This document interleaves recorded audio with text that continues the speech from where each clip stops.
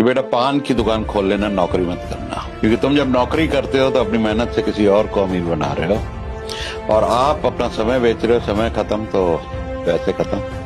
और income should be unlimited, और वो सिर्फ बिजनेस में पॉसिबल है। अब सवाल आता है बिजनेस कौन लोग कर सकते हैं? तो बिजनेस वो आसानी से कर सकता है जिसका किचन सेफ है। पहली बात, माना माँ बाप घर चला रहे हैं आपके पास, उनको तो बिल्कुल भी नौकरी नहीं करनी चाहिए, अनलेस बहुत लोग सवाल करते हैं सुंदर पिचाई को ये बात बोलेगा, तुम सुंदर पिचाई हो, बनो गूगल के सीईओ, तुम तो बिजनेसमैन से भी ज्यादा अच्छे हो, हमसे ज्यादा रईस है वो, वैसी जॉब करो फिर और बिकम ए प्रोफेशनल, बड़े डॉक्टर बनो, बड़े सीए बनो, बड़े इंजीनियर बनो, यहाँ पे आपकी करोड़ों रुपए सैलरी रोकी।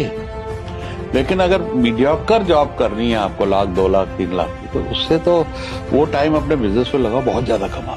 तो उन लोगों को जिनको इधर के पीछे की चिंता नहीं है, उनको जरूर कुछ बिजनेस